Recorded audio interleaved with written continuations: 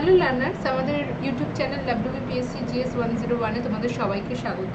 তো আমরা আজকে ইন্ডিয়ান ন্যাশনাল কংগ্রেসের কিছু প্রশ্ন উত্তর আছে, যে প্রশ্ন উত্তরকে বেস করে আমরা আলোচনা করব। প্রত্যেকটা প্রশ্ন আলোচনা উত্তর এভাবে আমরা কন্টিনিউ করব।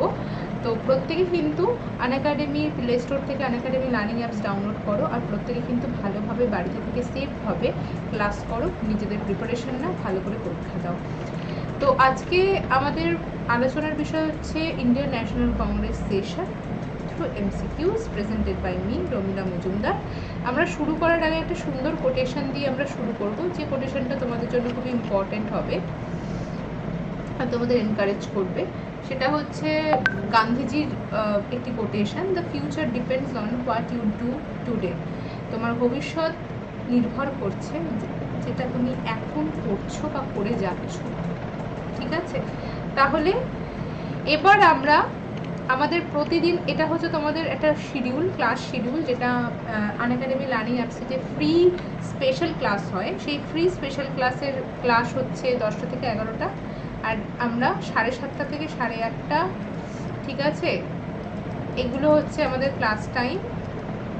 আর দুপুরে হচ্ছে 2টো থেকে 3টে, ঠিক আছে। তো আমরা ক্লাস নিই। তো আজকে আমাদের এখানে যখন আমরা ইন্ডিয়ান ন্যাশনাল কংগ্রেস যখন আমরা দেখব, তো দেখো পরবর্তীকালে তোমাদের এই পুরো আমাদের যে জায়গাটা, মানে যে সেশনগুলো রয়েছে, সেশনের যে প্রেসিডেন্ট হিসেবে আমরা দেখি, তো এখানে দেখো আমাদের এই জায়গাটা থেকে কিন্তু তোমাদেরকে দেখতে হবে যে এখন তো বর্তমানে 98 থেকে 2017 পর্যন্ত সব থেকে আমরা দেখি যে সব থেকে বেশি সময় ধরে কে ছিলেন কংগ্রেসের প্রেসিডেন্ট। আর এখানে কিন্তু তোমাদের একটা প্রশ্ন জিজ্ঞাসা করে, একটা হচ্ছে স্বাধীনতার সময় প্রেসিডেন্ট কে ছিলেন, এই দুটো, আর স্বাধীনতার পরবর্তীকালে যে কংগ্রেস সেশনে সেখানে প্রেসিডেন্ট কে ছিলেন। এই দুটো শুধু মনে রাখতে হবে তোমাদের, বাদ বাকি মনে রাখার কোনো দরকার নেই।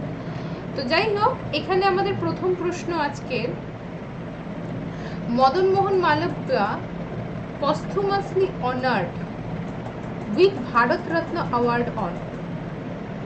ভারতরত্ন মদন মোহন মালব্য পেয়েছেন, সেটা কবে পেয়েছেন সেটা জিজ্ঞাসা করেছে। তো আমরা দেখতে পাচ্ছি এখানে ভারতরত্ন উনি পেয়েছেন, এখানে দেখো 24শে ডিসেম্বর 2014। এবং এখানে আমি একটা তোমার একটা স্লাইড করা রয়েছে, যেখানে টোটাল মদন মোহন মালব্য সম্পর্কে ডিটেল তোমার যেগুলো ইম্পর্টেন্ট ওনার সম্পর্কে সেগুলো একটা সাজিয়ে করা রয়েছে, ঠিক আছে। তো এখানে আমরা দেখতে পাচ্ছি যে মদন মোহন মালব্য সেশন কী ছিল, যেখানে উনি কংগ্রেস প্রেসিডেন্ট ছিলেন, যেগুলো ইম্পর্টেন্ট। তারপরে প্রিসাইডেড লোকেশন লাহোর, প্রেসিডেন্ট ছিলেন মদন মোহন মালব্য, লাহোর সেশন 1909। মলেমিন্টো রিফর্মসে মলেমিন্টো রিফর্মস এবং 1909-এর ইম্পর্টেন্স কিছু আছে, শুধুমাত্র মদন মোহন মালব্যর প্রেসিডেন্সি বলে না, 1909 আর কী কী জন্য ইম্পর্টেন্ট, আসি কনস্পিরেসি কেস, তারপরে আমাদের আলিপুর কনস্পিরেসি কেস, ঠিক আছে, কাউন্সিল, ইন্ডিয়ান কাউন্সিল অ্যাক্ট, যেটা আমরা বলি মলেমিন্টো রিফর্মস অ্যাক্ট, ঠিক আছে, 1909 কী জন্য ইম্পর্টেন্ট, উনি ওনার সম্পর্কে কী কী ইম্পর্টেন্ট, উনি কতবার কংগ্রেসের প্রেসিডেন্ট ছিলেন, অনেক সময় তোমাদের জিজ্ঞাসা করে এগুলো, যে টোটাল কতবার উনি প্রেসিডেন্ট ছিলেন। তোমাদের জিজ্ঞাসা করে কে সব থেকে বেশি ইন্ডিয়ান ন্যাশনাল কংগ্রেসের জেনারেল সেক্রেটারি পদে নিযুক্ত ছিলেন। তো আমরা সবাই জানি দিনশো ইদ্দুকি ওয়াচা। সব থেকে লংগেস্ট টাইম প্রেসিডেন্ট কে ছিলেন, তো আমরা সবাই জানি যেখানে ছিলেন মৌলানা আবুল কালাম আজাদ। সব থেকে ইয়াংগেস্ট প্রেসিডেন্ট কে ছিলেন, মৌলানা আবুল কালাম আজাদ। তাহলে এগুলো কিন্তু আমাদেরকে ভালো করে কিন্তু মনে রাখতে হবে, ঠিক আছে। এবং আমরা জানি যে 1916-এ বেনারস হিন্দু ইউনিভার্সিটি, যেখানে আমরা জানি অ্যানি বেসান্তের যে ফাইন্যান্সিয়াল সাপোর্ট দিয়েছিলেন উনি, থিওসফিক্যাল সোসাইটির উনি প্রেসিডেন্ট ছিলেন সেই সময়। তাহলে এটাও কিন্তু আমাদের কিন্তু ইম্পর্টেন্ট। এবং পপুলারাইজ করেছিলেন উনি টার্মটা, যে টার্মটা হচ্ছে সত্যমেব জয়তে। সত্যমেব জয়তে, হু popularise the term সত্যমেব Jayate? Madan Mohan Malviya. তো যাই হোক, এখানে আমরা নেক্সট যেটা আলোচনা করব সেটা হচ্ছে, এটাও খুব ইম্পর্টেন্ট, দেখো, in which year British transfer capital of India from Calcutta to Delhi. এখানে আমাদের 4টে অপশান দিয়েছে, 1900, 1930, 1911 এবং 1912। তাহলে এখানে আমাদের আনসার কি হবে? এখানে দেখতে পাচ্ছি আমরা 1911 যখন বলছে, দেখো এই যে আমরা বলছি যে ব্রিটিশ ট্রান্সফার করে দিল capital India capital of India Calcutta থেকে দিল্লিতে। আচ্ছা, আর সব থেকে বড় কথা যেটা পার্টিশন ছিল, বেঙ্গল পার্টিশন, সেটাকেও রোধ করা হলো এই সময় 1911। ঠিক আছে, আনুষ্ঠানিকভাবে অনুষ্ঠান করা হলো, মানে আনুষ্ঠানিকভাবে ক্যাপিটাল ট্রান্সফার বা পার্টিশনকে রোধ করে, এটা আনুষ্ঠানিকভাবে হলো হচ্ছে 1912-এ। জর্জ 5 আমরা জানি যে দিল্লিতে যে করোনেশন যাকে আমরা বলি। তো এখানে আমরা দেখতে পাই যে কেন ক্যালকাটা থেকে দিল্লিতে করা হলো, তার কারণ হচ্ছে এই যে আমরা পার্টিশন অফ বেঙ্গল দিয়ে ন্যাশনালিস্ট মুভমেন্ট কিন্তু আরও বেড়ে যায়, আরও এক্সট্রিমিজম বা র্যাডিক্যাল যে মুভমেন্ট যেটাকে আমরা বলি, এক্সট্রিম ন্যাশনালিজম যেটাকে আমরা দেখি, আরও বেড়ে যায়। তো এবার এই সলিউশনের কি, কারণ আমরা জানি কার্জনের এই পলিসির দ্বারা আরও বেশি প্রতিবাদ, আরও আন্দোলন, যেটা আরও প্রেশার শুরু হয়ে গেল, একটা প্রেশার হয়ে দাঁড়ালো ব্রিটিশ গভর্নমেন্টের কাছে। তা ব্রিটিশ গভর্নমেন্ট কি চাইছে এই প্রেশারকে কমাতে। বেঙ্গল ন্যাশনালিজমের হটবেড ছিল, এই হিসাবে বেঙ্গলকে ডিভাইড করা, ইউনিটিকে ব্রেক করা, সাম্প্রদায়িকতাকে এনে ইউনিটিকে ব্রেক করতে চাইছিল। অন্যদিকে দেখা গেল সেই সাম্প্রদায়িকতার কারণ দেখিয়ে আরো বেশি আন্দোলন বাড়তে শুরু করলো।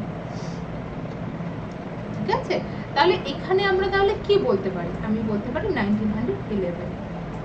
ঠিক আছে, এই সময় দেখা গেল যে পার্টিশন তাহলে রোধ করা হোক, আমরা ক্যাপিটালকে ট্রান্সফার করে দিই, রাজধানীকে, যে ব্রিটিশদের সমস্ত কার্যকলাপ সেটাকে ট্রান্সফার করে নিই, যেখানে অত ন্যাশনালিস্টদের ভিড় বা অত পপুলেশন আমরা দেখতে পাবো না। কি করলো, কলকাতা থেকে দিল্লিতে ক্যাপিটাল ট্রান্সফার করে 1911।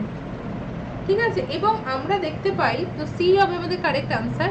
এই 1911-এর পার্টিশন অফ বেঙ্গল থেকে কিন্তু আমাদের partition Bengal anal the partition of Bengal, যেটা কত সালে হলো, 12 ডিসেম্বর 1911, 12 ডিসেম্বর 1911।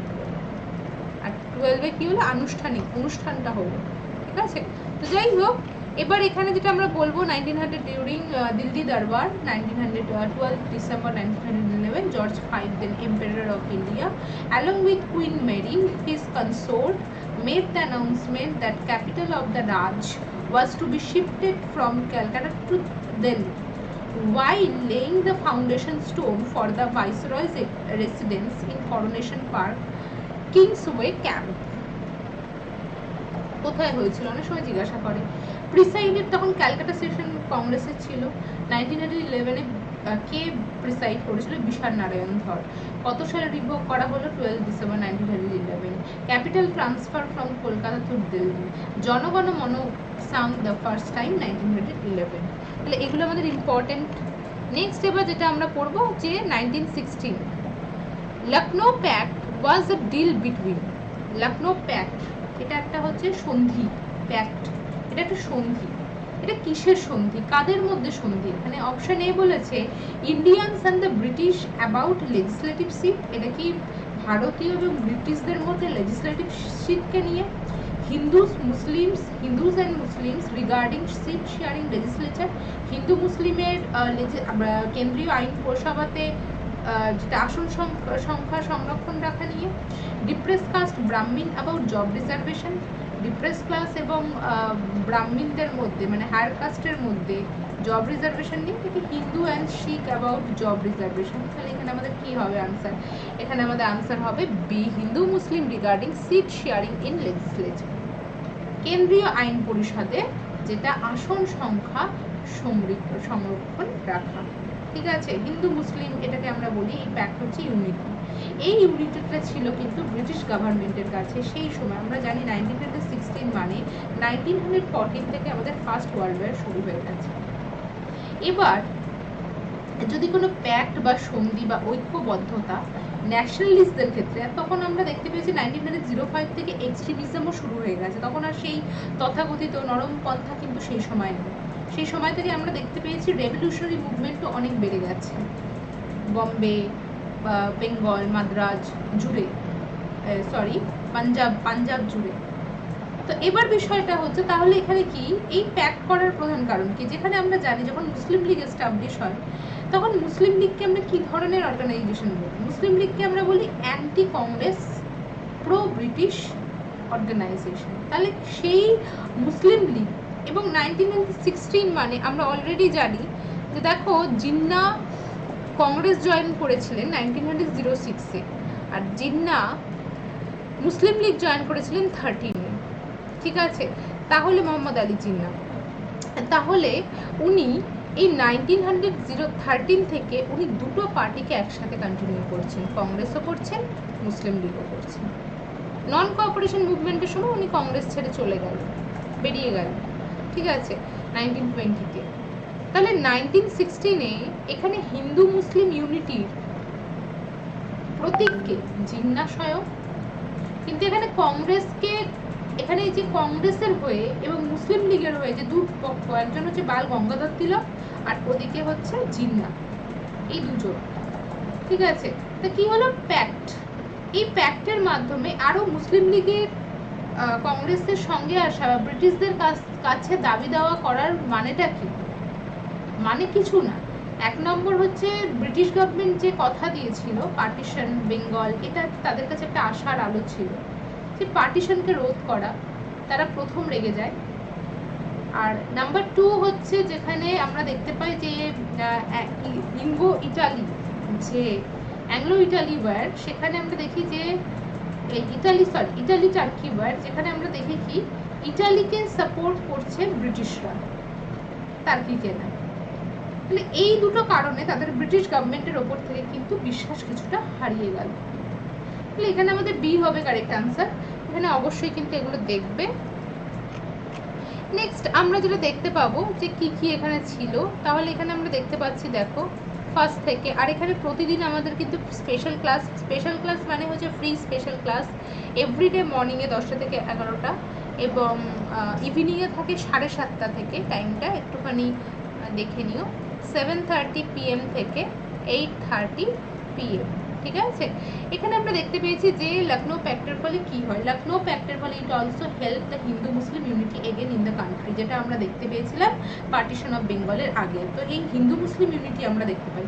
আর কখনো বলবে না যে স্বদেশী মুভমেন্টে আমরা হিন্দু মুসলিম ইউনিটি দেখতে পাই, এটা কখনো বলা যায় না যে স্বদেশী মুভমেন্টে আমরা হিন্দু মুসলিম ইউনিটি দেখতে পাই। আমরা দেখতে পাই ইউনিটি, এখানে মুসলিমদের অনেক যোগদান ছিল। ঠিক আছে, কিন্তু আমরা ম্যাক্সিমাম যেটা দেখতে পাই, যোগদান অনেকেই ছিল, অনেক মুসলিমের, কিন্তু ইউনিটি আমরা বলতে পারি না। হিন্দু মুসলিম ইউনিটি আমরা দেখতে পেয়েছিলাম মহাবিদ্রোহে। তারপরে দেখতে পাচ্ছি যে এখানে আমরা যেগুলো দেখতে পেয়েছি, যে বিষয়গুলো আমরা এখানে দেখতে পেয়েছি, আর্লি ন্যাশনালিস্ট পার্ট দেখতে পেয়েছি, র্যাডিক্যাল ন্যাশনালিস্ট দেখতে পেয়েছি, এবং মুসলিম লীগ দেখতে পেয়েছি। ঠিক আছে, এই সমস্ত চিন্তাধারা কিন্তু এই পার্টিশন থেকে কিন্তু আমাদের লখনৌ প্যাক্টে কিন্তু আমরা দেখতে পেলাম। After Surat split 1907 Indian freedom struggle ওয়াজ ডিভাইডেড 3 পার্ট। বলেছে যে যখন সুরাট স্প্লিট হয় তখন কিন্তু এই 3টে পার্ট কিন্তু ডিভাইড হয়ে গেল, ভাগ হয়ে গেল। একজন হচ্ছে আর্লি ন্যাশনালিস্ট, যাদেরকে আমরা বলি যে মডারেট, তারপরে হচ্ছে র্যাডিক্যাল ন্যাশনালিস্ট, যাদেরকে আমরা বলি এক্সট্রিমিস্ট, আর মুসলিম লীগ, 3 পার্টে হয়ে গেল, 3 part divided. Lucknow session help in the making Congress a strong body. তোমরা দেখতে পাচ্ছ পিকচারটা দিয়ে। লখনৌ প্যাক্ট কি করলো, আবার রিইউনিয়ন করলো সবাইকে নিয়ে। এই 3টে চিত্র আমাদের কাছে কিন্তু ক্লিয়ার হয়ে গেল যে লখনৌ প্যাক্টের দ্বারা কি হলো। Lucknow Pact was a deal Hindu-Muslim regarding seat sharing, এবং এখানে আমরা জানি এই লখনৌ প্যাক্টের মাধ্যমে কিন্তু যতক্ষণ না জয়েন্ট ইলেক্টোরেট নিয়ে কোনো কোনো কিছু হচ্ছে, কোনো ফাইনাল কিছু হচ্ছে, ততক্ষণ কিন্তু আমাদের সেপারেট ইলেক্টোরেটকে অ্যাকসেপ্ট করলো কংগ্রেস। মুসলিম লীগের, যে মুসলিম লীগের সেপারেট ইলেক্টোরেট যখন 1919 আসে তখন কিন্তু কংগ্রেস মানেনি সেপারেট ইলেক্টোরেট। তাহলে এই সময় কিন্তু লখনৌ প্যাক্টে কিন্তু মুসলিমদের সেপারেট ইলেক্টোরেটকে তারা মেনেছিল। তাহলে এটা আমাদের কিন্তু হবে আনসার। নেক্সট এবার যেটা আমরা পড়ব যে অ্যানি বেসান্ত সম্পর্কে। Annie Besant arrived India. Annie Besant কত সালে ভারতবর্ষে আসে? দেখো, এই যে 1917-এ ক্যালকাটা সেশনে অ্যানি বেসান্ত প্রেসিডেন্ট হন আইএনসি, এই জায়গাটা কিন্তু খুব ইম্পর্টেন্ট। অ্যানি বেসান্ত ভারতবর্ষে আসেন 1893-তে, এবং উনি আসেন কি হিসাবে? উনি আসেন ভারতবর্ষের থিওসফিস্ট হিসাবে, থিওসফিক্যাল সোসাইটির মেম্বার হিসাবে। ঠিক আছে, যখন উনি আসেন, কারণ আমরা জানি যে থিওসফিক্যাল সোসাইটি ভারতবর্ষে এস্টাবলিশ হয় হচ্ছে 1875-এ ইউএসএতে, ভারতবর্ষে তারা আসে 76। ঠিক আছে। এবং 82-তে এখানে কি হয়, 78-এ আসে ভারতবর্ষে, এবং 82-তে তারা কি হয়, 82-তে তারা তাদের হেডকোয়ার্টার এস্টাবলিশ করে আদ্দিয়ারে। এরপরে যেটা জয়েন করলেন, অ্যানি বেসান্ট জয়েন করলেন থিওসফিক্যাল সোসাইটি হচ্ছে 1891। 93-তে উনি থিওসফিস্ট হয়ে ভারতবর্ষে এলেন, এবং এখান থেকে থিওসফিস্ট হয়ে উনি ধর্মসভা, যেটা শিকাগো সম্মেলনে কিন্তু উনি যোগদান করলেন। এবং আমরা জানি যে 1907-এ যখন অলকট মারা যান, অলকট মারা যাওয়ার পর উনি কিন্তু প্রেসিডেন্ট হন, ঠিক আছে, থিওসফিক্যাল সোসাইটি।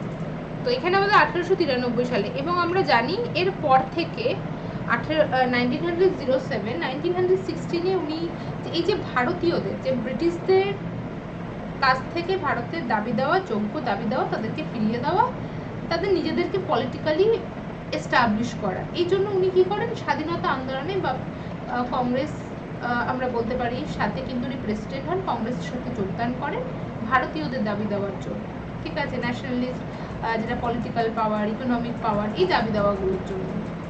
এবং আমরা জানি যখন গভর্নমেন্ট অফ ইন্ডিয়া 1919 আসে, তখন কিন্তু এই যে 1919-এ যে নন কোঅপারেশন, উনি কিন্তু সাপোর্টার ছিলেন না নন কোঅপারেশন মুভমেন্টে, যেমন জিন্নাও সাপোর্টার ছিলেন না গান্ধীজি নন কোঅপারেশন মুভমেন্টে।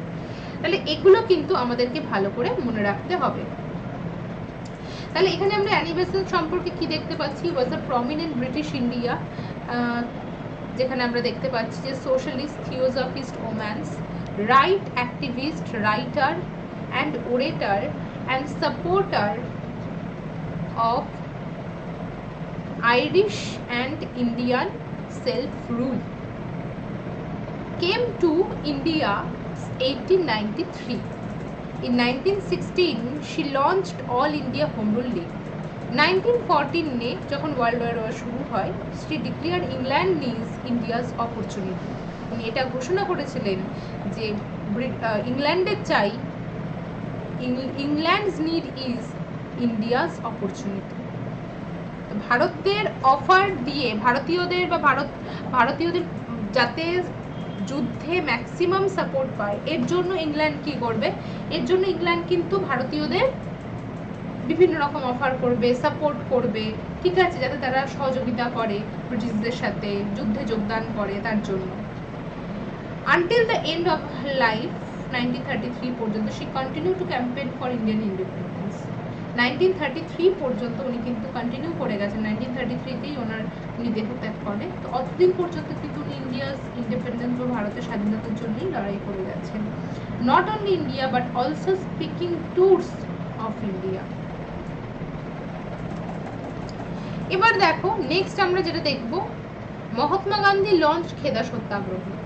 খেদা সত্যাগ্রহ উনি লঞ্চ করেছিলেন কাদের জন্য, যেমন আহমেদাবাদ কাদের জন্য করেছিলেন, যেমন চম্পারণ সত্যাগ্রহ কাদের জন্য করেছিলেন। তো তোমাদের প্রশ্ন দিতে পারে, তো এখানে বলেছে Mahatma Gandhi launch Kheda Satyagraha Gujarat in 1918 to support cause of mill owners বলেছে, ল্যান্ডলর্ডস বলেছে, দ্য পিজেন্ট বলেছে, কোল রেবেলিয়ন বলেছে। তো এখানে আমাদের আনসার কি হবে, এখানে আমাদের আনসার হবে দ্য পিজেন্ট, সি হবে কারেক্ট আনসার। 1918 ইম্পর্টেন্স কি আছে, 1918-এ দিল্লি সেশন হয়, 1918-এ প্রিসাইডেড সেশন অ্যাট লোকেশন দিল্লিতে, first Congress session held in Delhi. আমরা 1918-এ বলি যে প্রথম কংগ্রেস সেশন যেটা হয় দিল্লিতে। প্রেসিডেন্ট ছিলেন মদন মোহন মালব্য। মদন মোহন মালব্য কতবার প্রেসিডেন্ট ছিলেন দেখে নেবে, কোন কোন ইয়ারে ছিলেন দেখে নেবে, ওখানে দেওয়া রয়েছে।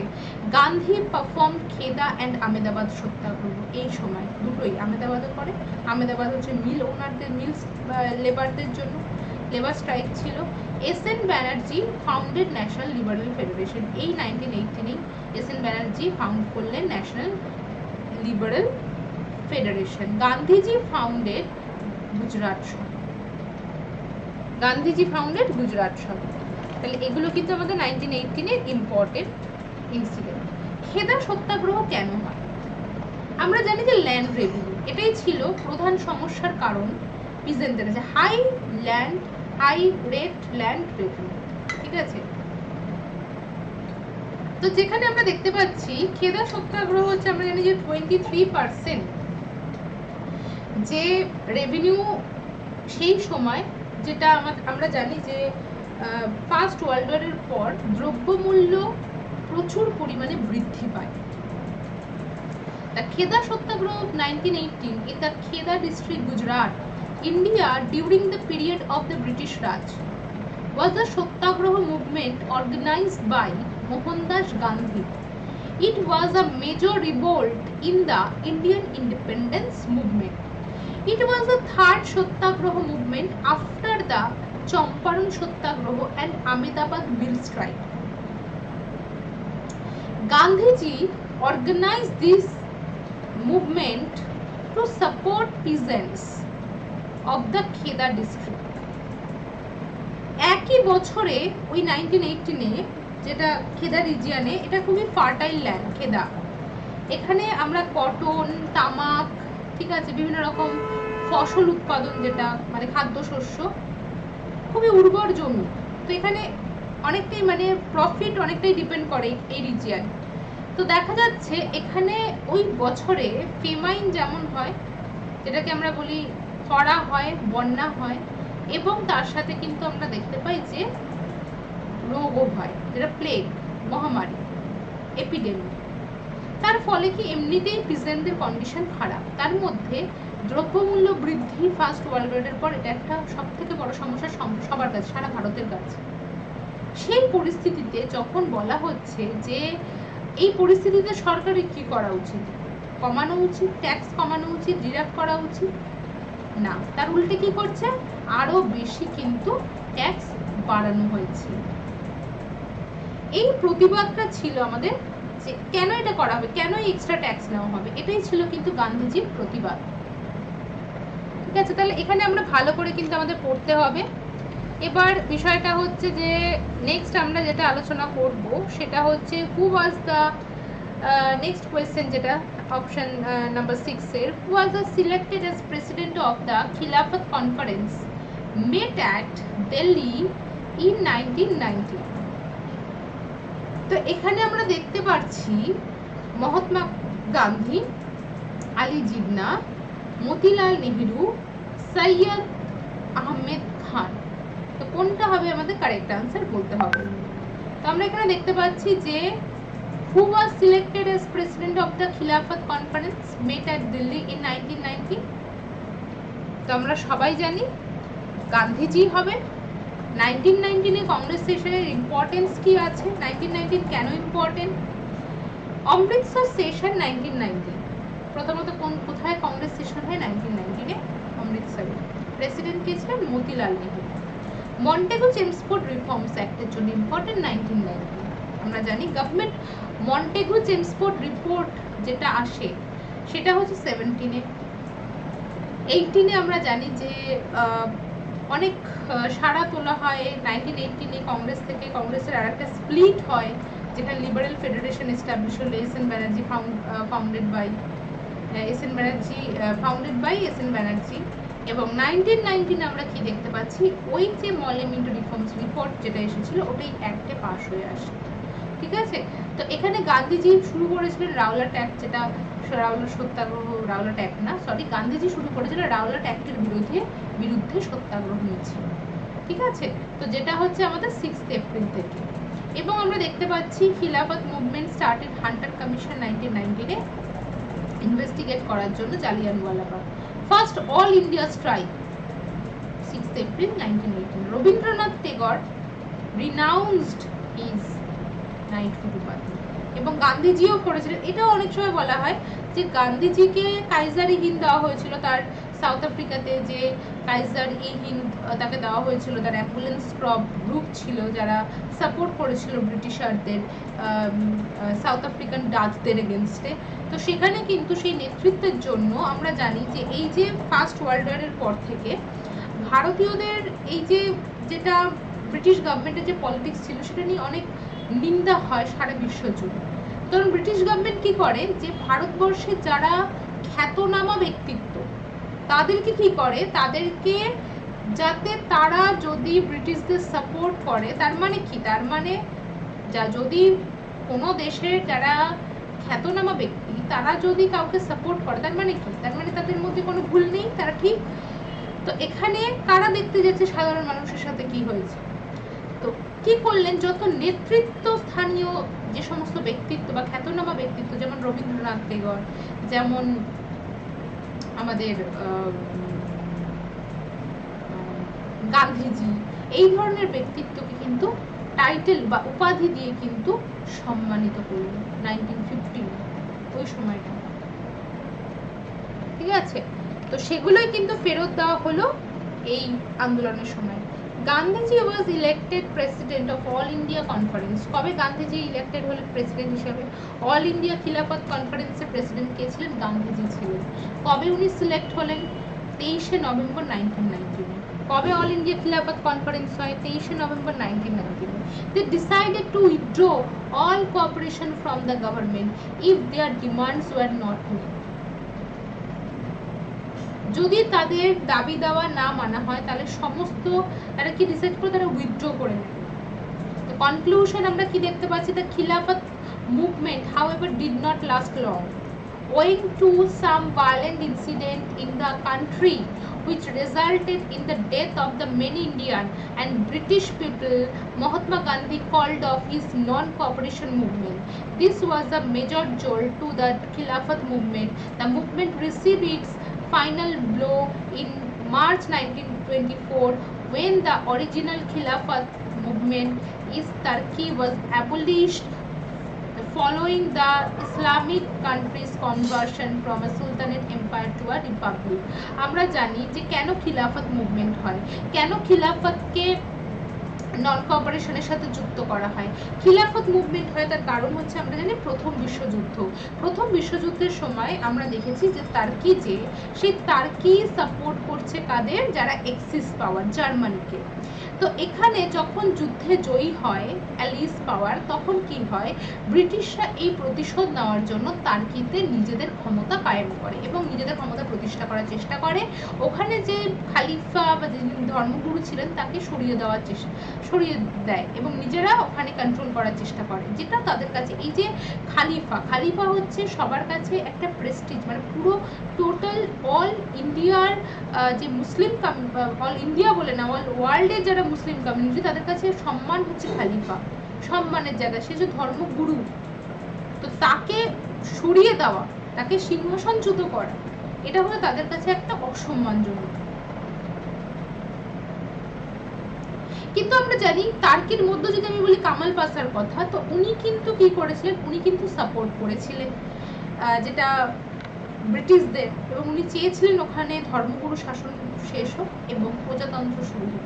আমরা জানি যে ব্রিটিশরা যে কোনো জায়গায় যখন তারা ক্ষমতা যদি অধিগ্রহণ করতে চায় তখনই চেষ্টা করে, যে আমরা ভারতবর্ষের ক্ষেত্রে দেখেছি, আমরা অ্যাংলো মাইসোর, অ্যাংলো মারাঠা যে কোনো ক্ষেত্রে দেখেছি, যে নিজেদের যখন কোনো পাওয়ার এস্টাবলিশ করার সময় আসে তারা কি করে, তাদের মধ্যে থেকেই একজনকে নিজেদের দলে টানে লোভ দেখিয়ে, ঠিক আছে। এবং তারপরে কি হয়, তারপরে যখন পরাজিত হয় তখন যাকে কথা দিয়েছে তাকে সরিয়ে নিজেরা নিজেদের জায়গা করে নেওয়া, সেই জায়গা, এটা ছিল ব্রিটিশদের পলিসি, ঠিক আছে। তো অবশ্যই কিন্তু এটা মনে রাখবে। নেক্সট এবার 7-এ আমরা যেটা আলোচনা করব, the Indian National Congress had passed the famous resolution on non-cooperation in 1920 as its session held at. তো এখানে আমরা দেখতে পাচ্ছি যে Indian National Congress had passed the famous resolution on non-cooperation in 1920 at its session held. কোথায় session held হয়েছিল? লখনৌতে হয়েছিল, দিল্লিতে হয়েছিল, বম্বেতে হয়েছিল, ক্যালকাটাতে হয়েছিল। কোথায় হয়েছিল? তো এখানে আমরা দেখতে পাচ্ছি যে non cooperation in 1920 as its session famous resolution passed, তাহলে কোথায় হয়েছিল? আমাদের ক্যালকাটা, ঠিক আছে। তাহলে এখানে আমরা দেখতে পাচ্ছি যে Gandhiji had announce the launching non cooperation movement in August 1920-তে গান্ধীজি অ্যানাউন্স করেছিলেন নন কোঅপারেশন মুভমেন্ট। অগস্টেই শুরু হয়ে যেত নন কোঅপারেশন মুভমেন্ট, কিন্তু কেন শুরু হলো? কারণ সেই সময়, সেই মুহূর্তে, শুরুতেই তো মারা গেলেন বাল গঙ্গাধর তিলক। দেশের এত বড় একজন লিডার মারা গেছেন, সারা দেশে যদি তখনই এত বড় একটা আন্দোলন উনি শুরু করে দেন তাহলে কি হবে? তাহলে সেই আন্দোলনের মানে তখন মানুষের মনে কি মানুষ মর্মাহত যে বাল গঙ্গাধর তিলকের মতো একজন নেতা হারিয়ে গেছেন, তাদের মধ্যে আর নেই। তো ওই জন্য কি হলো, নন কোঅপারেশন মুভমেন্ট কিন্তু পিছিয়ে গেল। Indian National Congress met in সেপ্টেম্বরে অ্যারেঞ্জ হলো Calcutta session to pass resolution of the non cooperation movement কিন্তু রেজলিউশন পাস হলো, but many congressman were concern with the proposal of the movement. they feared that movement would be linked the violence। যদি এই movement শুরু হয় non cooperation তাহলে বিশাল বড় হিংসা, তার জন্য অনেক নেতাই কিন্তু এখানে যোগদান, যেমন সব থেকে বড় উদাহরণ হচ্ছে চিত্তরঞ্জন দাস কিন্তু যোগদান করতে চাইছিলেন। From September to December there was an intense tussle within the Congress। তারপরে শেষে গিয়ে কংগ্রেসের মেম্বারদের মধ্যে যতক্ষণ না সবাই এখানে রাজি হচ্ছে ততক্ষণ তো একটা আন্দোলন শুরু হওয়া যায় না। তখন December 1920 Congress met once again Nagpur session and opponents of the movement and non-cooperation movement finally adopted। So Gandhi wished to pass the resolution of the এবং রেজলিউশন ড্রাফট কি করেছিলেন, চিত্তরঞ্জন দাস করেছিলেন। ঠিক আছে, তাহলে এখানে কিন্তু অবশ্যই মনে রাখতে হবে নাগপুর সেশন 1920। নেক্সট হচ্ছে 1920 কেন ইম্পর্টেন্ট। 1920 যেটা নাগপুর সেশন, আমরা যদি দুটো সেশন, ক্যালকাটা সেশনে প্রেসিডেন্ট কে ছিলেন লালা লাজপত রায়, নাগপুর সেশনে কে ছিলেন C Viraghavachari. Pass the special session Nagpur in 1930-20 he was orthodox Vaishnavite. Viraghavachari ছিলেন বৈষ্ণব ভক্ত, who was accused to inciting religious riot but was clear later. এবং প্রথম দিকে রিলিজিয়াস রাইটের একটা বিষয় ওঠে, যেহেতু একজন উনি ধর্মীয় নেতা ছিলেন, সেই ধর্মীয় নেতাকে প্রেসিডেন্ট করা যেটা অনেকেই মেনে নিতে পারছিল না। তো পরবর্তীকালে এটা ক্লিয়ার হয়ে যায়। হি ওয়াজ ক্লোজ টু এও হিউম অ্যান্ড প্লেড আ কি রোল ফরমেশন স্বরাজ কনস্টিটিউশন। Very very important. উনি অ্যালান অক্টাভিয়ান হিউমের খুব কাছে ছিলেন এবং উনি স্বরাজ কনস্টিটিউশন এস্টাবলিশ করার জন্য কিন্তু ফরমেশন করার জন্য কিন্তু মুখ্য ভূমিকা পালন করেছিলেন। He also part a propaganda Committee of Congress। 1920 Lala Lajpat Rai presided over Calcutta session 1920। He was regarded Punjab Keshari, a freedom fighter. He also controversially asked for India to be divided into Hindu-Muslim state 1923। He was also a leader several Hindu reform movement including the Arya Samaj। তাহলে এটা কিন্তু আমাদেরকে মনে রাখতে হবে। তাহলে আমরা কি করব, আজকে আমাদের এই 6টা প্রশ্নের উপর আমরা আলোচনা করব, নেক্সট দিন কিন্তু আমরা আরো আলোচনা করব। তো আজকে এই পর্যন্ত থাক, আবার অন্য দিন আমরা আলোচনা করব। তো যেখানে যদি তোমাদের বুঝতে কোনো অসুবিধা হয় তাহলে প্রত্যেকে আমাকে কমেন্ট সেকশনে জানাবে, কিন্তু অবশ্যই কিন্তু সাবস্ক্রাইব করবে চ্যানেলটাকে আর বেল আইকন প্রেস করবে, ঠিক আছে? আর প্রত্যেকে কিন্তু ভালো লাগলে ভিডিওটা শেয়ার করবে, ঠিক আছে? তো আমি চাই যে এই প্রত্যেকটা নোটস কিন্তু সবার মধ্যে, এমন অনেক মানুষ আছে যারা কিন্তু ঠিকমতো গাইড পায় না, ঠিকমতো সাজেশন পায় না সমস্ত জায়গায়, যাতে তারাও যেন হেল্প পায়। তো অবশ্যই এটা কিন্তু তোমাদেরও কর্তব্য, তোমরাও কিন্তু ভিডিওগুলো ভালো লাগলে তোমরা দেখো, তোমরা বোঝো, কোনো অসুবিধা হলে জিজ্ঞাসা করো আর ভিডিওটাকে শেয়ার করো।